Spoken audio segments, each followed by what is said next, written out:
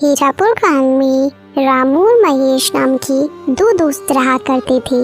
रामू बहुत ही मेहनती था, लेकिन महेश आलस करके अपने खेतों में काम किया करता था। अरे वाह रामू, मैंने सुना है इस साल तुम्हारी बहुत ही अच्छी फसल हुई है। हाँ काका, इस बार मेरी बहुत अच्छी फसल हुई है। फसल बेचने पर मुझे बहुत अच्छा मुनाफा होगा। बेटा, तुम्हारे खेत में कुल कितनी बोरी फसल हुई है? काका, 5 एकड़ जमीन पर कुल 150 बोरी हुई है। ठीक है काका, चलो अब मैं चलता हूँ, मुझे आज अनाज को बेचने के लिए जाना है। ऐसा कहकर रामू वहाँ से चला जाता है। तभी थोड़ी देर बाद महेश भी वहाँ से अपने खेतों की ओर जा रहा था। अरे महेश बेटा, कहाँ जा रहे हो? काका, खेत में फसल की बोरियां आज सुबह जल्दी जाकर मैंने भर दी थी, अब उन्हीं को लेने जा रहा हूँ। महेश बेटा, तुम्हारे पास भी 5 एकड़ जमीन है ना? तो तुम्हारे खेत में इस बार कितनी फसल की बोरियां हुई है? हाँ काका, मेरे पास 5 एकड़ जमीन है और मेरी जमीन पर इस बार 1 एकड़ में 20 बोरियां हुई हैं, तो 5 एकड़ की 100 बोरियां हुई है। क्यों महेश बेटा, तुम्हारे खेत में 100 बोरी की फसल ही क्यों हुई है? तुम्हें पता है तुम्हारा दोस्त जो रामू है, उसके पास भी 5 एकड़ जमीन है। उसकी जमीन पर 150 बोरियों का अनाज हुआ है, जबकि जहां तुम दोनों के खेत है उधर के इलाके की जमीन तो एक जैसी ही है। क्या कहा? मेरे दोस्त रामू के खेत में इस बार 150 बोरियां की फसल हुई है, लेकिन उसने तो मुझे बताया ही नहीं। ठीक है काका, चलो मैं चलता हूँ। फिर शाम को महेश अपनी फसल बेचकर अपने घर लौट जाता है। घर पहुंचकर महेश फसल के बारे में सारी बात अपनी पत्नी को बताता है। मुझे पता है आपको 50 बोरियों का नुकसान क्यों हुआ है, क्योंकि आप अपने दोस्त रामू की तरह मेहनत नहीं करते, इसलिए आपको 50 बोरियों का नुकसान हुआ है। क्योंकि आपका जब मन होता है आप जब भी खेत जाते हो, और अगर ऐसा ही रहा तो कैसे चलेगा? अरे तू भाग्यवान, इसमें मेरी भी क्या गलती है? मुझसे जितना होता है मैं वो सब कर लेता हूँ। अब मुझे तुम ही बताओ, मैं इसके अलावा क्या करूँ? आज आप अपनी जमीन को बेच दो और रामू के पास वाली जमीन को खरीद लो। अगर रामू की जमीन 5 एकड़ है तो आप भी पूरी 5 एकड़ जमीन को खरीद लो और रामू से कहो कि अब अपन दोनों पूरे 10 एकड़ जमीन पर साथ मिलकर काम करेंगे और जो भी मुनाफा होगा दोनों बराबर बांट लेंगे। हाँ, तुम ये बात बिल्कुल सही कह रही हो। मैं कल ही रामू के पास जाकर इस बारे में बात करूँगा, और मुझे जहाँ तक पता है रामू मेरी इस बात को टालेगा नहीं। फिर अगले दिन सुबह होने पर महेश अपने दोस्त रामू की यहाँ जाता है। और भाई रामू, कैसे हो तुम? महेश भाई, मैं अच्छा हूँ, तुम बताओ, तुम सुबह सुबह यहाँ कैसे आ गए? रामू, अपन दोनों बचपन के बहुत अच्छे दोस्त हैं, तो मैं सोच रहा था कि मेरी जमीन को मैं बेच दूं और तुम्हारी जमीन के पास ही जमीन खरीद लूं, वो भी तुम्हारी जमीन के बराबर, पूरी 5 एकड़। हाँ महेश भाई, खरीद लो, ये तो बहुत ही अच्छी बात है, मुझे भी मेरा एक अच्छा पड़ोसी मिल जाएगा। लेकिन रामू, अगर तुम्हें ऐतराज ना हो तो अपन दोनों मिलकर तुम्हारी और मेरी जमीन पर खेती करें, क्योंकि दोनों अलग अलग मेहनत करने से अच्छा है दोनों एक जगह ही मेहनत करें, इससे अपन दोनों को अच्छा मुनाफा भी होगा। हाँ महेश भाई, मुझे इस बात से कोई एतराज नहीं है। चलो अपन सेठ मुनीराम के यहाँ चलकर जमीन को खरीदने और बेचने की बात करते हैं, क्योंकि मेरे खेत के पास की जमीन सेठ मुनीराम की है। फिर दोनों सेठ मुनीराम के पास चले जाते हैं। सेठ जी, रामू के पास वाली जो जमीन आपकी है, मुझे उस जमीन को खरीदना है। तो खरीद लो, हमने कब मना किया है, लेकिन जमीन खरीदने के लिए पैसे लेकर आए हो? दरअसल सेठ जी, बात ऐसी है कि मैं अपनी 5 एकड़ जमीन बेचना चाहता हूँ और रामू के पास वाली 5 एकड़ जमीन खरीदना चाहता हूँ। तो खरीद लो, मुझे कोई दिक्कत नहीं है, लेकिन मेरी जमीन के बदले मुझे तुम्हारी जमीन और 5,000 रुपए चाहिए। लेकिन सेठ जी, मेरी जमीन भी तो 5 एकड़ की है और आपकी जमीन भी तो 5 एकड़ की है, तो फिर आप मुझसे 5,000 रुपए और क्यों मांग रहे हो? देखो भाई महेश, जमीन की समय के हिसाब से कीमत होती है। अगर तुम्हें लेनी है तो 5,000 रुपए दे दो, वरना कोई बात नहीं। ठीक है सेठ जी, चलो आप 5,000 रुपए और ले लेना, लेकिन आपकी वो जमीन मुझे दे दो। फिर महेश सेठ मनीराम से उसकी जमीन खरीद लेता है। फिर ऐसे ही कुछ दिन बीतने के बाद सुनो भाई महेश, हमें कल से खेतों में हल चलाना होगा, इसलिए कल सुबह तुम तैयार रहना खेत जाने के लिए। अरे यार, हल चलाने में तो बहुत मेहनत लगती है, पेड़ के साथ साथ पूरे खेत में चलना पड़ता है। मुझे इस काम से बचने के लिए कोई ना कोई बहाना तो बनाना ही पड़ेगा। अरे सुनो भाई रामू, आज मेरी पत्नी के पिताजी का देहांत हो गया है और मुझे 12 दिन के लिए उनके वहाँ जाना पड़ेगा, और अगर मैं वहाँ नहीं गया तो अच्छा नहीं लगेगा। हाँ महेश भाई, ये बात तो सही है, वो तुम्हारे पिता समान है, तो तुम वहाँ चले जाना। तुम्हारे हिस्से का काम भी मैं ही कर लूँगा, तुम बेफिक्र होके चले जाओ। मुझे तो ऐसा लग रहा था कि तुम इस बात के लिए बिल्कुल नहीं मानोगे। तुम सच में मेरे बहुत अच्छे दोस्त हो। मैं 12 दिन बाद वापस आकर तुम्हारे साथ खेत में बहुत मेहनत करूँगा। फिर थोड़ी देर बाद महेश अपनी पत्नी के साथ उसके ससुराल चला जाता है। और इस बात से रामू बहुत परेशान हो जाता है। सुनो जी, आप इतनी परेशान क्यों नजर आ रहे हो? क्या हुआ, क्या बात है? अरे कुछ नहीं, महेश अपनी पत्नी के साथ उसके मायके गया है और खेत में बहुत काम पड़ा है। अरे तो परेशान मत होइए, वो जब तक नहीं आते मैं आपके साथ खेत में काम करवा दूंगी। फिर अगले ही दिन से रामू अपनी पत्नी राके के साथ मिलकर खेतों में हल चलाने का काम शुरू कर देता है। फिर कुछ दिन बीतने के बाद रामू महेश के यहाँ जाता है। सुनो भाई महेश, बारिश के दिन चालू हो गए हैं और थोड़ी थोड़ी बारिश भी आने लगी है, तो मैं सोच रहा हूँ अपन दोनों मिलकर बारिश के पानी के जाने के लिए रास्ता बना दें।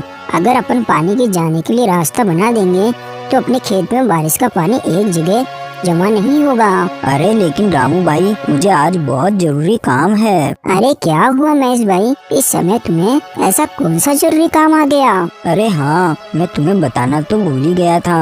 मुझे तुम्हारी भाभी को लेकर शहर में डॉक्टर के यहाँ जाना है, क्योंकि 2-3 दिन से तुम्हारी भाभी की तबीयत बहुत खराब चल रही है। ठीक है महेश, तुम चले जाना, मैं यहाँ का सारा कामकाज देख लूँगा। फिर महेश अपने मन में सोचता है, अरे वाह, ये तो मेरी इतनी जल्दी ही बात मान गया। मेरे हिस्से का काम भी करने के लिए तैयार हो गया। दोनों मिलकर खेतीबाड़ी करेंगे। ये तरकीब मेरी बिल्कुल सही रही, नहीं तो मुझे अकेले ही खेत में इतना सारा काम करना पड़ता। क्या सोच रहे हो महेश भाई, तुम चिंता मत करो, मैंने कहा ना मैं यहाँ का सारा कामकाज देख लूँगा। तुम निश्चिंत होके भाभी को डॉक्टर को दिखाना हो। वही तो मैं सोच रहा हूँ कि सारे कामकाज तुम्हारे ऊपर छोड़कर शहर जाना मुझे बिल्कुल अच्छा नहीं लग रहा, मगर क्या करूँ, जाना तो पड़ेगा ही। फिर महेश अपनी पत्नी को लेकर शहर चला जाता है और दूसरी ओर रामू बारिश में भीगता हुआ अपने खेत में बारिश के पानी को जाने के लिए रास्ता बनाने लगता है। फिर रात होने पर, सुनो जी, मुझे ऐसा लगता है जब अपने खेत में कोई काम नहीं होता तो आपका दोस्त महेश घर पर ही रहता है, और जैसे ही आपको खेत में कोई काम होता है वो कोई ना कोई बहाना बना लेता है। मेरा शक बिल्कुल सही है, वो जानबूझकर बहाने बनाता है और शहर चला जाता है। ये तुम क्या बोल रही हो? तुम ऐसा बोलकर मेरे और मेरे दोस्त के बीच झगड़ा करवाना चाहती हो? वो मेरा बचपन का दोस्त है, वो मुझे कभी धोखा नहीं दे सकता। आपको मेरी बातों पर बिल्कुल भी विश्वास नहीं है ना? देख लेना, कुछ ही दिनों में आपको सच का पता चल ही जाएगा। फिर ऐसे ही कुछ दिन बीतने के बाद फसल तैयार हो जाती है। महेश भाई, चलो आज हमें फसल की कटाई करनी है, क्योंकि आज शाम को ही मुझे मेरी पत्नी के साथ शाली की शादी में जाना है, और आज फसल को नहीं काटा तो कल से फसल खराब होना शुरू हो जाएगी। हाँ रामू भाई, चलो आज अपन फसल को काट कर बोरियों में भर लेंगे। फिर वो दोनों खेत में चले जाते हैं और पूरी फसल को काटकर बोरियों में भर लेते हैं। ठीक है महेश भाई, अब अपन ने सारी फसल की बोरियां तो भर ली और अब शाम भी हो रही है, तो मैं शाली की शादी में जाने के लिए निकल रहा हूँ। तुम इन अनाज की बोरियों को बैलगाड़ी में भरकर अपने घर ले जाना। जब मैं कल आऊँगा तो अपन इस अनाज को मंडी में बेच आएंगे। अरे भाई तुम चिंता मत करो, जब मुझे काम था तो सारा काम तुमने अकेले ही किया था, और अब तुम्हें काम है तो मैं सारा काम अकेले ही कर लूँगा। तुम इस बात की बिल्कुल भी चिंता मत करो, मैं इन बोरियों को बैलगाड़ी में भरकर घर ले जाऊँगा। फिर महेश सारी फसल को बैलगाड़ी में भरकर घर ले आता है। सारी फसल को यहाँ क्यों लेकर आए हो? मंडी में बेचकर क्यों नहीं आए? वो क्या है ना, रामू उसकी शादी में गया है और वो कल सुबह तक लौटेगा। उसके आने के बाद ही हम इन बोरियों को मंडी में बेच आएंगे। चलो ये तो अच्छा है कि सारी बोरियां आप यहाँ लेकर आए हो। मेरे पास एक तरकीब है। बताओ बताओ क्या तरकीब है, और यहाँ फसल को लाना क्यों सही है? देखिए, आपका दोस्त कल सुबह तक नहीं आने वाला, और इतने में अपन इन सारी बोरियों को अपने घर के पीछे वाले कमरे में रख दे तो सारी फसल का पैसा केवल अपना होगा। हाँ ये बात तो तुम बिल्कुल सही कह रही हो, लेकिन अपन रामू को क्या बोलेंगे कि सारी फसल कहाँ गई? अरे इस बात की आप चिंता मत करो। कल सुबह जब आपका दोस्त फसल लेने के लिए आएगा तो बोल देना कि सारी बोरियां घर के बाहर ही रखी थी, वो पता नहीं यहाँ से कौन चुरा कर ले गया। बस इतना ही बोल देना। इसमें आपका दोस्त क्या ही कर पाएगा, वो कुछ नहीं बोलेगा। अरे वाह भाग्यवान, तुम कितनी अक्लमंद हो, तुम्हारा कितना दिमाग चलता है। मैं तो केवल खेत में काम करने से ही बच रहा था, और तुमने तो सारी फसल को ही अपना बना लिया। वाह भाग्यवान वाह। आप इस काम में बिल्कुल भी देरी मत कीजिए। आप सारी बोरियों को बैलगाड़ी से उतारकर घर के बाहर ही रख दीजिए, ताकि गांव वाले भी देख सके कि बोरियां आपने घर के बाहर रखी है। फिर रात होने पर अपन दोनों मिलकर बोरियों को छुपा देंगे। फिर रात होने पर दोनों पति पत्नी मिलकर सारी बोरियों को घर के पीछे वाले कमरे में छुपा देते हैं। फिर अगले दिन सुबह होने पर रामू महेश के यहाँ आता है। अरे महेश भाई, तुमने सारी बोरियां कहाँ पर रखी है? चलो आज अपन उनको मंडी में बेच आते हैं। हाँ हाँ रामू भाई चलो। फिर वो दोनों घर के बाहर जाते हैं। अरे बाप रे, मैंने अनाज की सारी बोरियां तो यहीं रखी थी, कहाँ गई बोरियां? अरे महेश भाई, तुम ये क्या बोल रहे हो? कहाँ पर है सारी बोरियां? मुझे नहीं पता, मैंने सारी बोरियां कल शाम को यहीं लाकर रखी थी। मैंने सोचा था कि यहीं से सारी बोरियां उठाकर अपन मंडी में बेच आएंगे, लेकिन अब क्या करेंगे, अपनी सारी बोरियां तो चोरी हो गई। क्या अपनी सारी अनाज की बोरियां चोरी हो गई? हाँ ये चोरों का ही काम है, नहीं तो यहाँ पर रखी हुई बोरियां भला कौन लेकर जाएगा?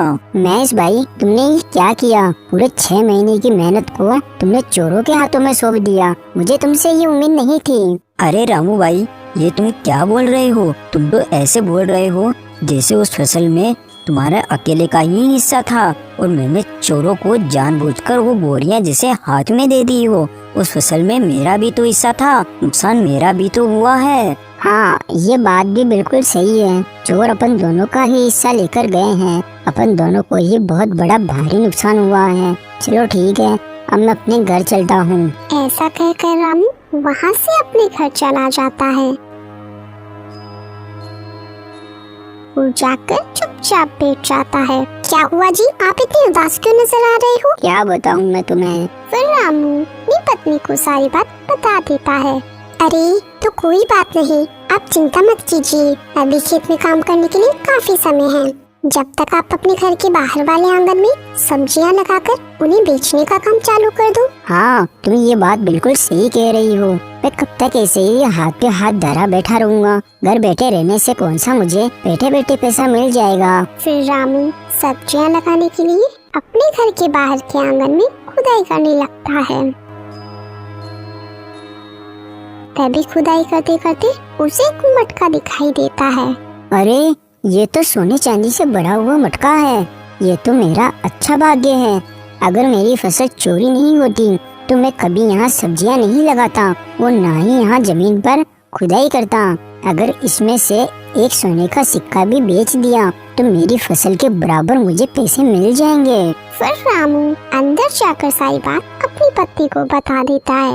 ये सब भगवान की ही कृपा है, क्योंकि आप बहुत मेहनती इंसान हो। मेहनत का फल हमेशा मिलता ही मिलता है। और उधर दूसरी ओर सुनो जी, आज रात को अपन इस फसल को मेरे भाई के यहाँ ले जाएंगे और रात में वहीं रुक जाएंगे। फिर कल सुबह इस फसल को शहर में ही बेच देंगे। हाँ हाँ, तुम बिल्कुल सही कह रही हो, अपन ऐसा ही करेंगे। फिर रात होने पर महेश और उसकी पत्नी दोनों उस कमरे में जाते हैं तो देखते हैं उनकी सारी फसल की बोरियां खराब हो चुकी है। अरे ये क्या हो गया?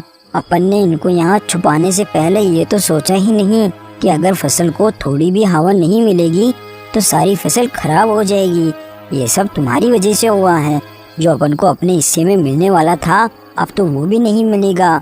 चला गया अब अपने हाथ से सब कुछ। अब क्या करेंगे अपन दोनों? हमारा सब बर्बाद हो गया अब। तो दोस्तों, हमें इस कहानी से यही सीख मिलती है कि हमें कभी भी किसी के साथ बुरा नहीं करना चाहिए, क्योंकि बुरा करने वालों के साथ बुराई ही होता है। और रामू बहुत ही मेहनती आदमी था तो उसे उसकी मेहनत का फल मिल ही गया।